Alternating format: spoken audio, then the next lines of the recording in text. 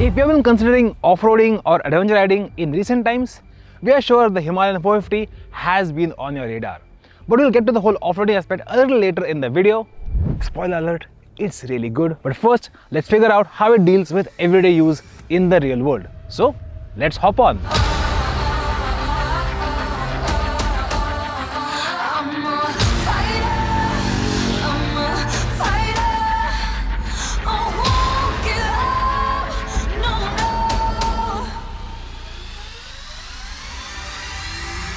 First, let's address the seat height on the Himalayan 450.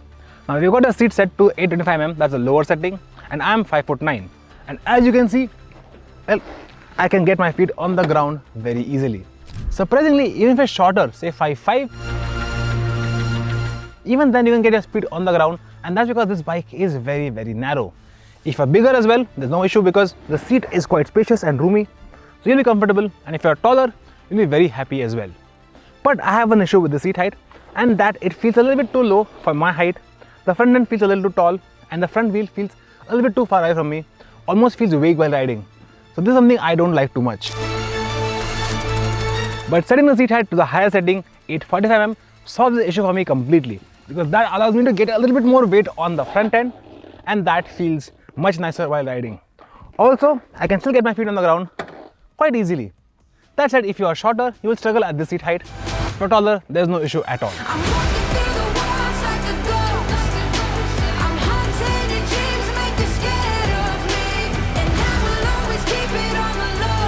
Now, the Himalayan chassis is actually very well balanced, which means you will rarely feel the weight when you're moving, even in tight traffic. Where you do feel the weight though, is when you're doing this. Getting it off the stand and trying to push it with your feet. It's not easy. Even getting it on the center stand is no joke.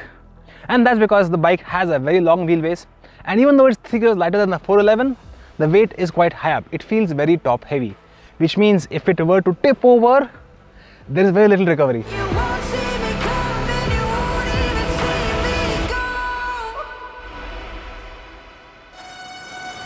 Now, the old Himalayan 411, that felt like a typical Royal Enfield. Lots of bottom end torque, almost like a tractor. The 450, not so much. Because below 3000 RPM, the bike kinda struggles, and only when you get it past 4000 RPM that the bike actually comes alive. And you do get two riding modes, performance and eco, but they only change the throttle response. There's no actual difference in performance. But on the old 411, you could ride at fairly low speeds in high gears. On the 450, if you don't slip the clutch at slow speeds, you can even stall the bike in first gear.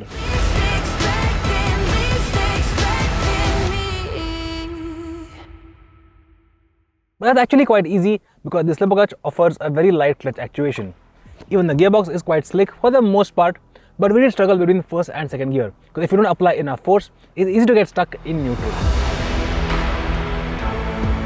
Now, this is a liquid cooled motor with a radiator and fans, and those fans are going to blow warm air from the radiator towards your legs. So in stop-go traffic, you will feel a little warmth around your legs, but we rode the bike in the city quite a lot. I never found the heat to be bothersome. What does get bothersome are the vibes. Now, this bike has vibes throughout the rev range, but they get especially annoying past 5000 RPM. If you give the motor between 3 to 4000 RPM, it's not that bad. But then again, at those speeds, the noise is the bigger problem. This motor has a typical gas bladder that you got on older Enfield bikes as well. But that's something you can fix pretty easily with a good set of earplugs. Welcome to the new world.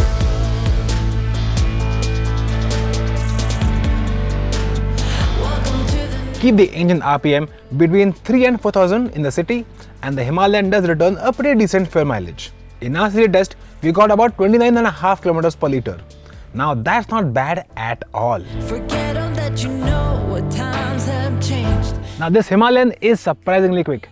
In our testing, it went from 0 to 100 in just 6.91 seconds. Welcome to the new world. That's only 1 second slower than the new 300 Duke. In fact, it's fractionally faster than the Interceptor as well. Not bad for a bike that weighs almost 200 kilos. But again, the issue with going fast are the vibrations. So if you're on the highway at 100 kph in 6th gear, this Himalayan is doing 5000 rpm, and at that point things feel pretty okay. But start going faster and the motor starts to complain a lot. And even though Enfield claims the top speed of 150 kph for this Himalayan, anything above 110 feels unbearable. But if you're between 100 to 110, you can sit at that speed all day long without the bike throwing a fit. So for those who like casual and relaxed touring, the Himalayan might just make sense. But one huge benefit the Himalayan has on the highway is space and comfort. The rider's seat has enough space for you to move around back and forth, although for my height, I prefer to slide as far front as possible. Now that's not an issue as the seat is quite wide and comfortable. And even if you're carrying a large size pillion and some luggage, there's still enough room on the bike. So as we said before, if you're someone who likes chilled out touring, it doesn't matter if you're riding solo, with a pillion, with luggage or both, this Himalayan does it wonderfully. With an optimal cruising speed of just 100 kph, windblast is not going to be an issue on this Himalayan. That said, this windshield is actually quite solid and doesn't flutter in the wind. Nor does it cause airflow around your helmet to cause it to buffet, at least for my height of 5'9". If you're shorter or taller, your mileage might vary. Riding between 90 and 100 kph on the highway, our tester got an efficiency of over 31 km per liter on this Himalayan. Which means in theory, with a full tank of 17 liters, you could travel more than 400 kilometers before you have to stop for refueling. That said, our tester might have been a bit conservative, so if you own the Himalayan 450, let us know in the comments what mileage you get. This new Himalayan comes with a full color TFT dash, and that's great news for all you wanderers. You can cast Google Maps through the Royal Enfield app straight to the screen. So there's not only turn-by-turn navigation, but full map navigation as well. Unfortunately though, you need to keep the Royal Enfield app running if you want to see the map on the dashboard. Exit the app or lock the phone and you're back to turn-by-turn navigation. Now this does consume a lot of phone battery, but you do get a USB Type-C charger right under the handlebar. What's really shocking about this Himalayan is the way it handles corners. Now even though it's got this long wheelbase and massive 21-inch front wheel, it tips into turns quite easily. In fact, it leans much quicker than even the Himalayan 411, and that's thanks to this having a much higher center of gravity. And then once leaned over, that long wheelbase keeps it stable, and the Seat tires provide decent grip.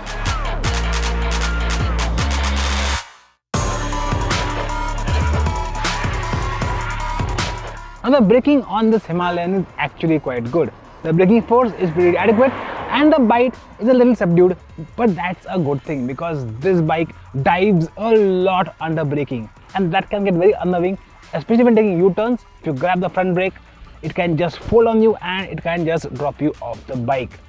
Some adjustment here for the front fork would have really gone a long way.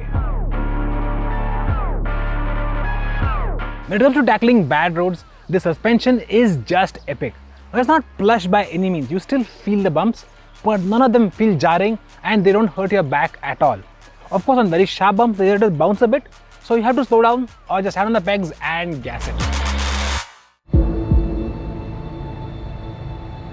So now coming to the thing that every one of you has been waiting for, off-road riding on the Himalayan.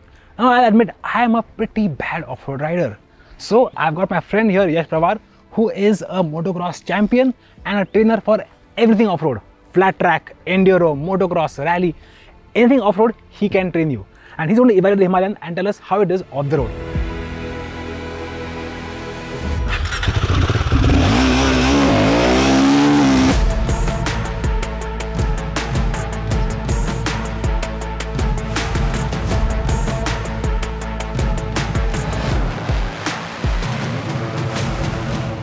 So Yash, you spent a couple of hours thrashing the Himalayan 450 on a nice trail.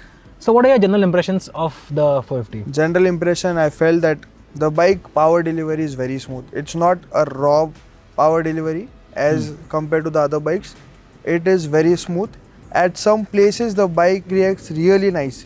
Okay. But at some moment, like if there is a steep uphill, at that moment when you are shifting the second gear, the bike torque just goes down. That bottom end torque is missing. Yeah. The bottom end torque is missing at the uphill. So over there, first gear is You have to be in first You gear. have to be in first gear. Yeah.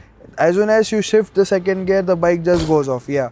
I felt that really bad. So that is a movement. But rather than that, at other places like there are good uphills and downhills, the bike power delivery is very nice. So how did it handle the bumps? Like overall travel clearance, how did that feel on the bumps and the rocks? For me, it was really smooth. I didn't felt that much, but the front is really heavy. Okay, so if you like take jumps, it might dive down. If like I being a professional, I didn't You can manage, yeah. I was able to manage. But if any newcomer is going to ride this bike, he is going to face that kind of a problem. So then for a newcomer, would you recommend the 450 or the old 411? For a very fresh new beginner, if he is going to do more, of off-roading, I will suggest him to go for 411. And if he knows decent off-roading, he can come on this bike, hop on this bike and learn how to ride. Right. And then it's really nice. Did the wheelbase feel like very long when you're taking tight turns? Yeah, the wheel base is a bit longer. Yeah, and then the ABS also, you have to like, if you kill the ignition, it will again go off. Yes. So then make sure it stays on. It stays on, yeah. Okay. Just remember while riding, if you're riding off-road, please off the ABS. After killing off the ignition off and check the ABS again. Check the ABS again if it is off or not. Yeah, that can be a problem, especially if you know what you're doing. I think for new riders, when they're handling like basic tarmac like this, basic off-road like this, I think it's okay for them. It's okay for them. Yeah. But then where would you think this Himalayan would be perfect? Like for what job would it be perfect? For the Himalayan, as the name is Himalayan, you can ride this bike in Himalayas. This is meant to ride there.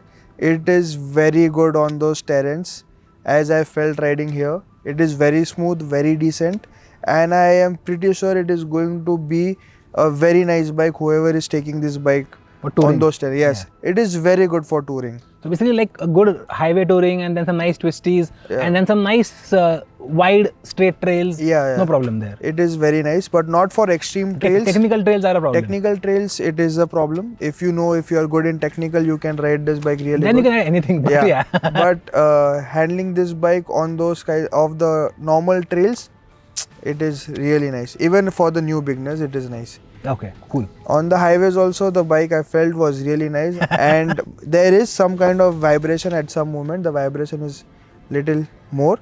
Yeah. But it is good. You can control it really nice on the highways. Cool. So there you have it from an off-road expert about how the Himalayan behaves off the road.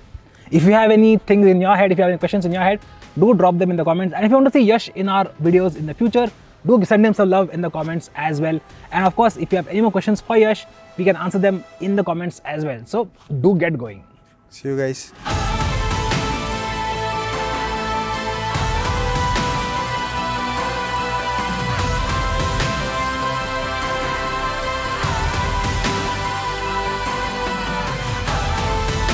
So that's what it's like to live with the new Himalayan 450. From my experience, it's not a bike that will blow your mind on the first ride, but it's a bike that grows on you the more time you spend on it. And after spending some time on this bike, we realize it does a lot of things quite well. Highway touring, for example, it's spacious, it's comfortable, and it rides well. Plus, it can hold speeds up to 100-110 very easily on the highway. It can go faster as well, but then again, vibes. In the city, it's surprisingly easy to manage considering its length and its height and its weight. But the only time you feel its weight is when you're trying to park the bike or trying to move the bike on your feet and you're really short. And then off-roading, as Yash said, if you're experienced, it's a fantastic motorcycle. But if you're new to off-roading, we'd recommend get something a little lighter and easier to manage, learn on that and then move on to the Himalayan 450. So is the Himalayan 450 perfect? Well, no. But then again, which bike is perfect? What this is though, is a true jack of all trades. And if you're someone who wants a bike that does everything decently well, I think the Himalayan checks all the right boxes.